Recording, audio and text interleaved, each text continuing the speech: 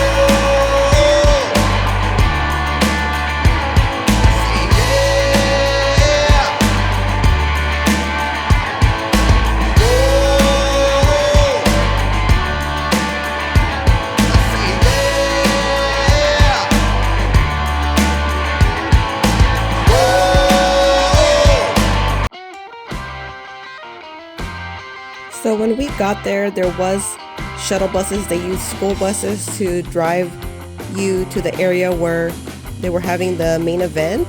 But even on the way there, you could still see a lot of airplanes. So that was really nice because it's not like you're wasting your time driving to the area, parking, and then them driving the bus to get you to the certain area of the show. So it was nice because you got to see airplanes going in and out of the sky. And yeah, it was a lot of fun. I would like to go again to another air show. It was amazing seeing the aircrafts in the sky and how they are able to pull off such amazing maneuvers. It was a little scary, but it was just mostly it was amazing seeing all of the talented pilots. So the Naval Academy parachute team was there, the Air Force Thunderbirds, the Army Golden Knights were there, and there was a lot of people there. There was a lot of vendors, and if you went there watching the aircraft, they also had like different things for children. They had bounce houses. It was a really great event. And they also had way more than I even mentioned.